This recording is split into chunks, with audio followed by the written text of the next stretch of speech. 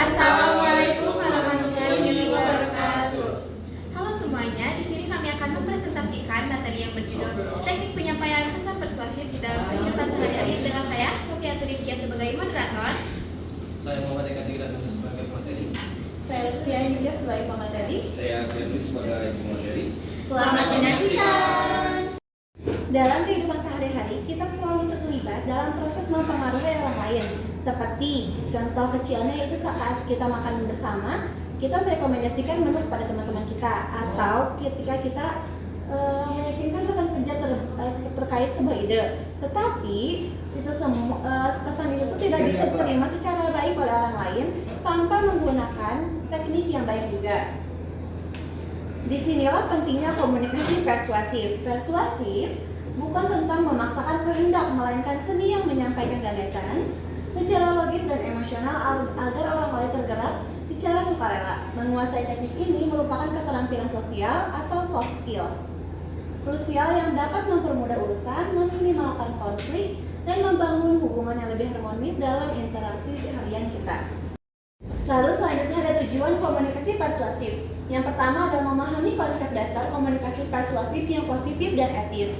Lalu yang kedua, mengidentifikasi berbagai teknik persuasi seperti pendekatan logika, lalu emosi, dan kredibilitas yang mudah diterapkan dalam kehidupan kita sehari-hari. Lalu meningkatkan keterampilan komunikasi agar pesan lebih mudah diterima tanpa memicu konflik. Lalu yang terakhir, memberikan panduan praktis dalam menghadapi situasi negosiasi atau perbedaan pendapat sehari-hari. Oke, di sini aku akan menjelaskan tentang prinsip-prinsip komunikasi persuasif. Yang pertama, ada kredibilitas atau etos, yaitu membangun kepercayaan dan otoritas. Nah, di sini tuh kita harus bisa membuat audiens yang kita ajak bicara itu untuk selain mempercayai pendapat kita, mereka juga harus percaya dulu kepada kitanya sendiri gitu. Terus yang kedua ada pemahaman audiens atau empati. Di sini tuh kita harus mengenal kebutuhan dan sudut pandang lawan bicara. Jadi kita tuh harus bisa memposisikan diri dengan siapa kita berbicara, kebutuhan mereka apa dan masalah mereka apa gitu. Terus yang ketiga ada argumentasi logis atau jadi argumentasi kita itu harus berbasis data, fakta, dan alasan yang maksimal. Jadi kita tidak bisa asal bunyi, teman-teman. Terus yang keempat ada sentuhan emosional. Nah, di sini tuh kita menggabungkan pesan dengan perasaan dan nilai audiens. Jadi kita harus bisa berbicara dari hati ke hati gitu, karena manusia pada umumnya mengambil keputusan berdasarkan emosional mereka. Lalu yang terakhir ada konsep saling menguntungkan atau win-win gitu, menawarkan solusi bukan paksaan. Oke, selanjutnya ada penerapan komunikasi persuasif dalam kehidupan sehari-hari. Nah, yang pertama ada lingkungan keluarga. Lingkungan keluarga ini tuh lingkungan yang paling dasar karena sehari-hari kita hidup di sini gitu. Ini tuh membentuk negosiasi dan pembentukan kebiasaan positif. Contohnya yaitu bagaimana kita bisa mengajak orang tua kita untuk membiasakan untuk memakan makanan yang sehat. Nah, di sini tuh cara kita mengajaknya sangat penting agar tidak memulai pertengkaran. Terus yang kedua ada di dunia kerja dan akademik. Nah, di sini tuh pitching ide, kolaborasi tim, dan resolusi konflik. Di sini tuh misal kita tuh lagi rapat nih. Terus kita tuh ingin mengajukan sebuah pendapat kepada atasan kita. Kita tuh nggak bisa cuma bilang, Pak, saya ingin berpendapat, gitu aja, teman-teman. Jadi kita itu harus menggunakan data-data yang logis dan kredibilitas agar atasan kita tuh percaya dengan pendapat yang kita sampaikan. Terus yang ketiga ada interaksi sosial dan komunitas. Ini tuh menggalang dukungan dan gerakan emosional. Jadi di kehidupan nyata itu misal kita tuh ada di lingkungan RT atau RW. Kita tuh ingin menggalang dana untuk perbaikan pos ronda atau mengajak warga nih untuk memilah sampah. Nah, kita tuh nggak bisa asal memerintah mereka. Jadi kita tuh harus mengajak secara emosional dan bagaimana kita tuh bisa meyakinkan mereka kalau kegiatan ini tuh bisa bermanfaat juga untuk mereka sendiri gitu. Terus yang terakhir ada di ruang digital dan media sosial. Ini tuh mempengaruhi opini publik dan personal branding. Jadi di era sekarang tuh di era sekarang yang serba digital ya teman-teman, kayak Instagram, TikTok, Twitter, itu tuh konten-konten di sana atau caption-caption di sana tuh contoh nyata persuasif dalam lingkungan digital gitu teman-teman. Selanjutnya yaitu ada unsur-unsur komunikasi persuasif. Yang pertama ada komunikator. Komunikator adalah orang yang menyampaikan pesan untuk mengajak atau memengaruhi orang. Agar berhasil, komunikator harus berpenampilan menarik, berpengetahuan, dan percaya diri. Yang kedua yaitu pesan. Pesan adalah isi informasi atau pendapat atau ajakan yang akan disampaikan kepada audiens. Yang ketiga yaitu ada komunikan atau audiens. Nah, di sini tuh maksudnya yaitu orang atau kelompok yang menerima dan menjadi sasaran pesan. Nah, yang keempat yaitu ada media dan saluran. Nah, ini tuh alat yang digunakan untuk menyampaikan pesan. Misalnya yaitu melalui tatap muka, media sosial ataupun poster atau bisa jadi melalui televisi. Yang kelima yaitu ada umpan balik atau feedback. Nah, di sini tuh yaitu respon atau tanggapan audiens setelah menerima pesan. Nah, umpan balik itu menunjukkan apakah pesan itu diterima atau ditolak. Dan yang keenam ada efek atau dampak. Nah, ini tuh perubahan yang terjadi setelah menerima pesan seperti kognitif, maksudnya tuh bertambah pengetahuan ataupun afektif, yaitu perubahan sikap atau perasaan. Selanjutnya ada teknik penyampaian pesan persuasif. Yang pertama ada teknik rasional. Nah, di sini tuh kita bisa meyakinkan audiens melalui fakta, data, dan alasan yang masuk akal. Yang kedua ada teknik emosional. Nah, di sini tuh mempengaruhi perasaan audiens agar lebih tertarik kepada pesan. Dan yang ketiga ada teknik kredibilitas, yaitu membangun kepercayaan audiens melalui keahlian. Dan yang keempat ada teknik storytelling. Nah, di sini tuh menyampaikan pesan bisa melalui cerita atau pengalaman agar lebih menarik dan mudah diingat. Di sini saya akan menjelaskan penerapan komunikasi persuasif dalam komunikasi bisnis. Nah, yang pertama ada presentasi produk kepada pelanggan. Nah, yang dimana produk komunikasi persuasif ini digunakan untuk mengubah fitur produk menjadi keuntungan yang nyata bagi konsumen. Nah, yang tujuannya bukan sekedar mempromosikan produk, tetapi menjelaskan, meyakinkan konsumen tentang produk yang kita miliki. Kemudian ada negosiasi dengan mitra bisnis yang digunakan untuk mencapai kesepakatan yang saling menguntungkan dan membangun kerjasama yang baik. Kemudian ada customer service. Nah, ini adalah yang membantu menenangkan para konsumen ketika ada keluhan masalah. Kemudian ada digital marketing yang digunakan melalui konten digital untuk menarik perhatian audiens. Nah, yang terakhir promosi dan pengiklanan yang bertujuan untuk menarik minat pelanggan dan memilih dan membeli produk yang kita miliki. Nah, selanjutnya ada cara mengatasi hambatan itu sendiri. Nah, yang pertama mengenali karakter audiens. Nah, kita bisa melakukan riset profil audiens agar pesan yang disampaikan relevan dan dengan kebutuhan dan masalah kita. Nah, ada yang kedua menggunakan bahasa yang tepat, menyesuaikan gaya formal atau santai dengan audiens dan menghindari istilah rumit.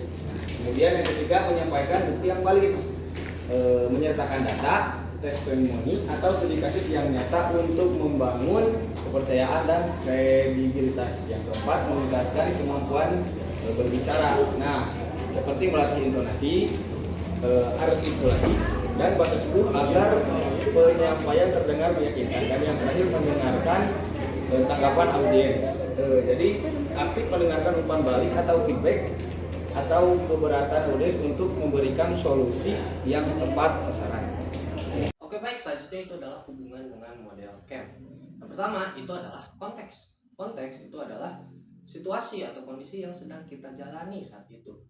Dalam ini itu adalah konversasi atau komunikasi secara persuasif.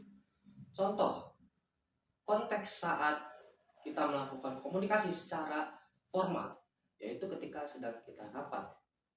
Saat rapat, kita pasti menggunakan tata bahasa dan juga penggunaan diksi atau kalimat yang lebih formal. Dalam konteks formal di sini mungkin bahasanya lebih sopan, lebih baku, lebih profesional.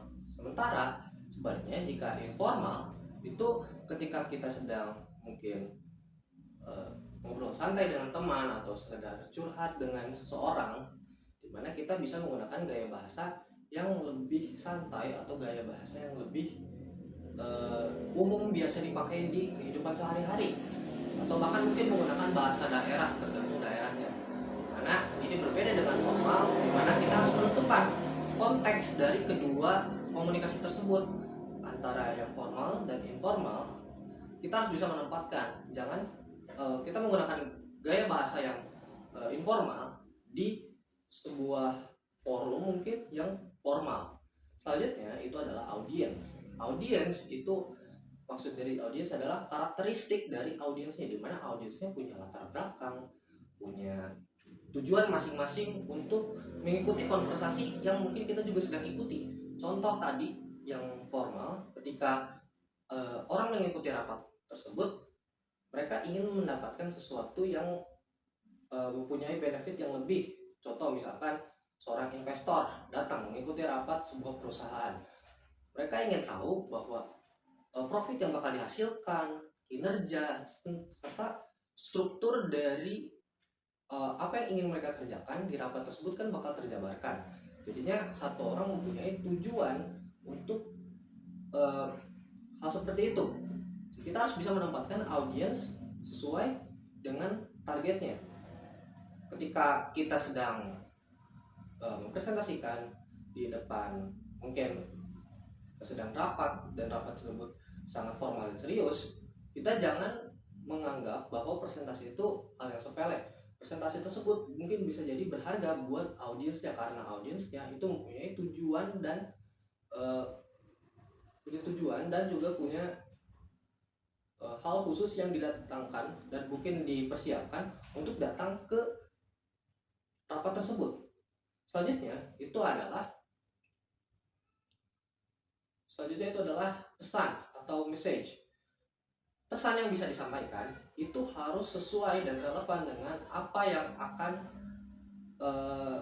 kita jabarkan. Jadi suatu data yang sudah kita peroleh itu harus bisa terjabarkan dengan baik saat kita mempresentasikan atau saat kita sedang berkonversasi dengan orang. Dan data tersebut harus valid, entah itu secara data secara faktual ataupun data secara emosional.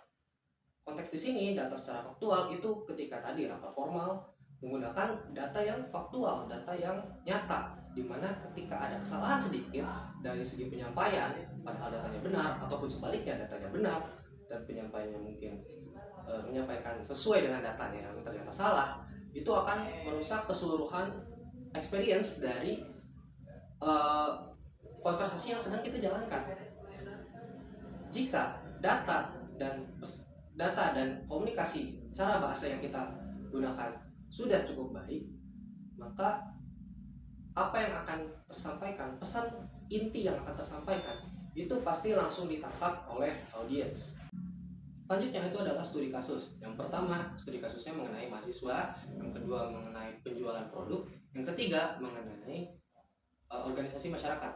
Nah, saya akan menjabarkan satu contoh studi kasus, yaitu yang pertama, di mana mahasiswa ingin mengajak mahasiswa lain untuk mengikuti kegiatan UKK atau unit kegiatan kampus, di mana di kegiatan UKK tersebut dia menggunakan kalimat persuasifnya, yaitu adalah dengan mengajak dengan bahasa yang lebih halus, dengan bahasa yang lebih tidak terlalu ribet dan gampang untuk dimengerti orang-orang, serta dia menambahkan pengalaman dia ketika sedang menjalani kegiatan UKK tersebut, di mana karena adanya kalimat yang cukup halus mengajaknya, serta dia juga mempunyai pengalaman, di mana itu menjadi suatu bukti di mana orang-orang akan jadi lebih percaya dan tertarik untuk mengikuti UKK tersebut karena sudah ada bukti, sudah ada hasil dari UKK tersebut yang telah disampaikan oleh seorang mahasiswa yang menawarkan tersebut.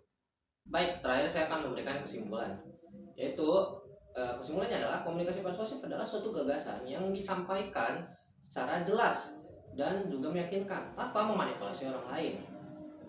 Komunikasi persuasif itu membutuhkan komunikator yang memberikan pesan dengan baik, bisa memahami audiens, serta bisa dipercaya oleh audiens. Ketika tersebut berjalan dengan baik, maka pesan yang akan disampaikan, tujuan, serta apa yang ingin dipahami oleh audiens itu akan bisa berjalan sesuai dengan apa yang kita inginkan dan juga secara efektif tentunya.